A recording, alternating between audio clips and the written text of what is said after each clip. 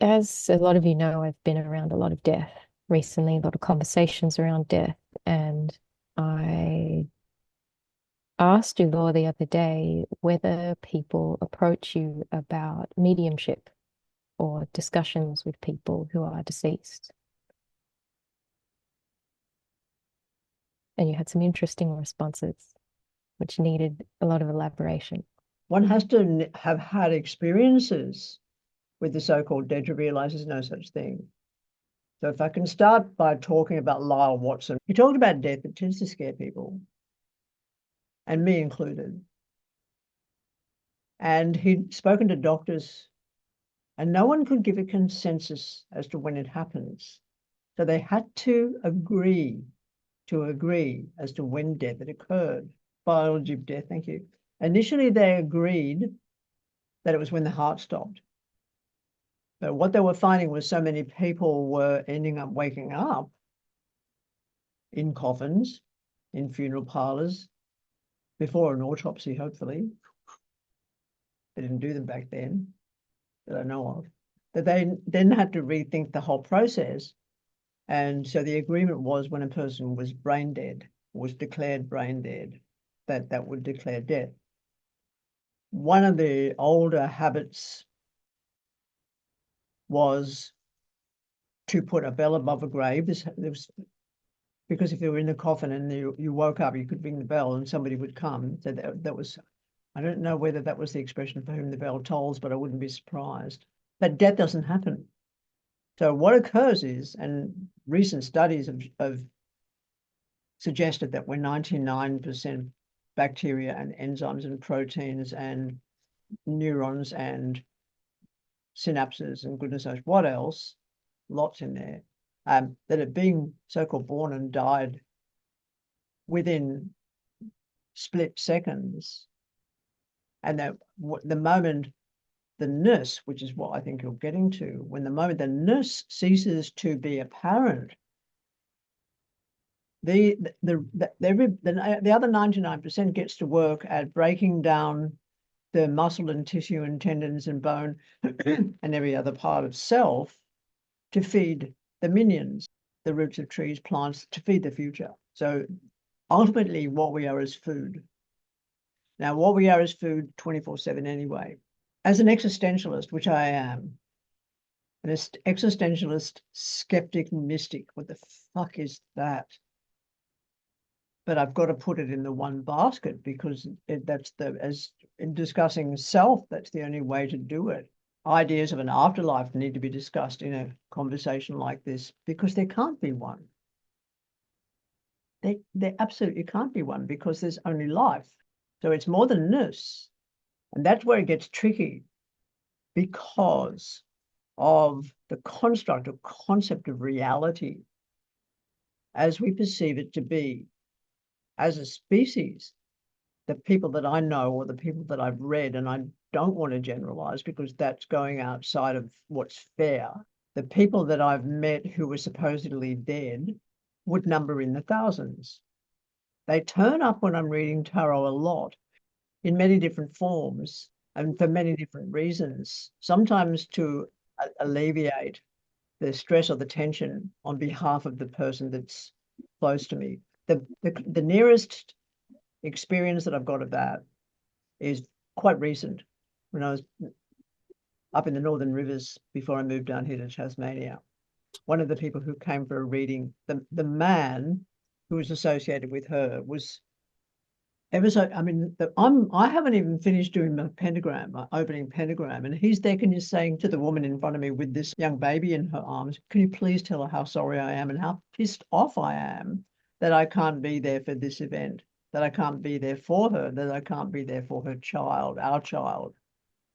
And it's internal, but I don't know what internal and external is because skin is just an excuse for holding our bodies, our bits together. It's just an organ, beautiful as it is. There is no inside and outside. So I think that we could look at the idea of the imagination and understand that it's not your imagination or my imagination, that imagination is, for lack of a better word, because we haven't got one, a realm that is universal.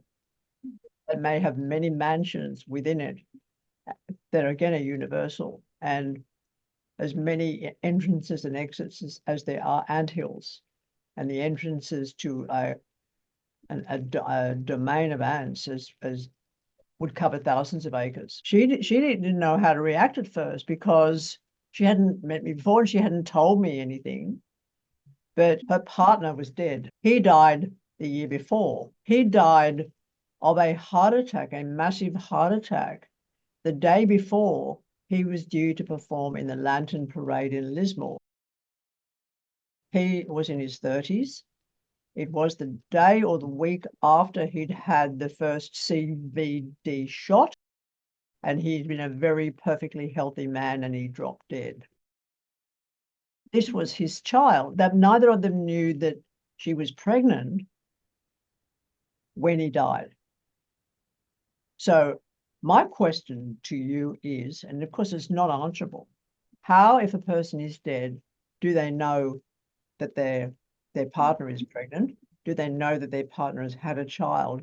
Can they come through, whoever they can possibly come through, to say, I'm sorry, and that they're angry that they can't be in association with their child, to let that person know that he hasn't gone? So that one didn't come into my presence visually. That one came through me, but then so do books. Books always start on the left-hand side of my brain, and I get what could only be called this movement of words, and I capture it like Mr. Miyagi with the fly and the chopsticks. If I capture those words in that first sentence, I've got a book. Sometimes just an essay, sometimes poetry, but you've got to catch it because it won't stay there. It moves almost at the speed of light. That's one example. Second example I can give really easily is I was in Miller Street. There was a woman sitting on my couch. Do you know what? If you had really clear glass and it catches the light, she was that. So there was nothing but transparency, but it was transparency that kind of caught the light a little bit. And the rest is filled in again within the imagination. She was so well dressed, but she was well dressed in a style that had so much to do with the 1940s, that fabulous pencil skirt with the big wide shoulder pads. She had the Audrey Hepburn long cigarette holder with the cigarette in it. And she was sitting there and said, I'm just here to listen. See whether it was worth it. And I'm looking at her, and my client's sitting right opposite me, and I'm looking across the couch and I'm saying, worth what? She said, the fuck. I said, is this person associated with your, and of course the person in front of me is listening, she can't hear the other person. I said, was the fuck worth it? And she said, she's gorgeous. She's gorgeous.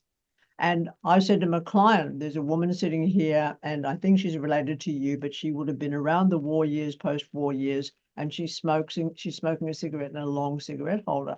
And my client said, that's my grandmother. Third example is in snatches. There's a lot of these, but these are really clear that they don't make sense, except for the fact you get pieces. I'm living in Brunswick Heads, client comes sitting with me, doing their cards, and it's almost like getting smashed, is the best way to describe it.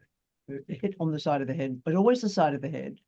Hit on the side of the head with a freight train, because this information comes so quickly and so completely. The image that I had first was a slouch hat in the mud on the ground. I leave these alone for a while, by the way, because I don't want to necessarily do anything about them when I'm reading that person. So I just carry on reading their cards, doing the thing. Next thing, I get really loudly Ypres. I didn't know at that stage that it was YPRES, and I didn't know that it had to do with the Somme and a lot of what had happened in Europe during the war years, but I got the word. Then I got this fine feeling of it that I was almost watching a movie, and the shadow of this young man, very beautiful young man, passes my vision, but it was like a something sped up. Then I saw a photograph, and I'm all the time that this is going on in the background. It's like there's a background and foreground to consciousness. All the time that I'm doing this person's reading, in the background is this piece of information one after the other after the other. The sensation, emotion that I get physically is one of desperation, that he could not get the information to me quick enough, that he couldn't formulate the information easily. Kept going. And eventually, up against it was like the inside of a shed. You know, on the inside of a shed, you've got the beams, and there's no insulation. On one of the beams that was going horizontally was a photograph in a fancy frame of a couple, and they were smiling at the camera. And a little bit later on was the same photograph in a different frame, and it was on a piano. Then came his desperation and an understanding of his suicide, and an understanding that he felt he had no option but to kill himself. And I knew he was related to her, and I knew she didn't know it. So I had to stop the reading around the continuum that particular period of time. And I said to her, got a slouch hat, got the word Ypres, got a photograph in a tin shed, then I got a photograph on a piano. It's a beautiful young man. He's very, very lean. He's very, very dark haired, and he's with a young woman. And she said, I remember that photograph. It was on the piano. She said, that was her grandmother. I said, who was the man? She said, I asked her, and she said, just an old friend.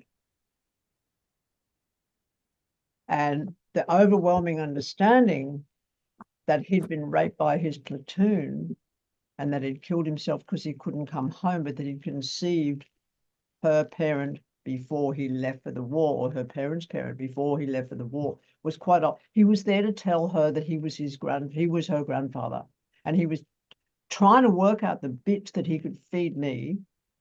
And then it wasn't until later that I found out what Ypres was and how many young men died there and how brutally they died there, and that Australian troops had been there, and he'd been an Australian. Over and over, different phenomenon occur. They're not dead. That's the only way I can describe it. Even when I was 13 and I was all drug fucked from the person who owned me, I was still holding seances. And I'd started out with a Ouija board when I was 11, and I got freaked out with that because, of course, they turn, which is another story. So I went into sitting above a mirror excuse me, play on words, with people that were visiting with their hands like this and their fingers touching. And I just blur. And in the blur would come people that were missing. So a lot of the time they were living, though. They weren't dead. So I was finding people that were missing. One woman came from South Australia looking for her ex-husband or the person he'd left her. And he was still living, but with major alcoholism. And he was living in what they'd call the sailors' places, on the seamen's lodge, down toward the wharfs where the poor, unfortunate, homeless men went, and they had a bunk, and that's where he was. And she found him there. And the same thing occurred later on down the line when one person came whose younger sister, she was 16 years old, and the name of the person would actually come back to me, who I read for or had told her for. Her younger sister had taken an overdose of heroin, and it had been lashed with Ajax. And so it was murder. And the young girl came through and gave the address.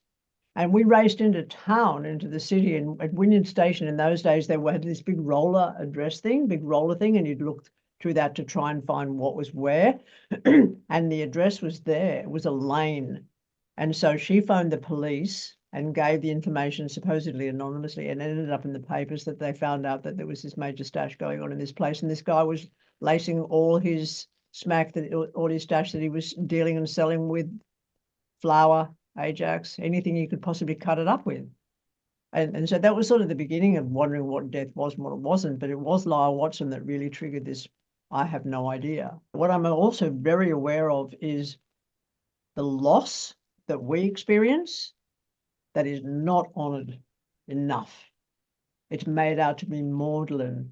There's no ashes in the hair. There's no wailing. There's no howling. We need these rites and rituals back because the person concerned was important to somebody, and their ness may not be hanging around. And we're looking at their corpse and we're remembering everything we knew about them, and everybody's transmitting telepathically what they knew as well. And of course, you can pick all that up in a funeral, but funerals are controlled and manipulated by a priest. Their eulogies, everything is made out to be either extremely sad or a celebration of their lives. And I'm going, none of this is ceremonial. None of this is the ritual that we really need. In many cultures, in come the mourners. And these mourning women, they come in and they'll sit for days and they'll howl and they'll weep and they'll sing and they'll be with the person, the main family member who loved the dead that much. And that to me is liberating. Personal, bring a community together, put ashes in our hair. Don't let anybody officiate. Just sit with the body and be with the body. In many cultures, that's 3 days. In some cultures, it's much longer. The reason the Irish had a wake was because people were dying and being woken up in the coffins, and people used to have a... So there's a reason behind it all. And if a person's dead and then they wake up, how could they have been dead in the first place? The whole understanding of what death is sick. It's a sickness, the way we're forced to relate to death. Over to you, next one.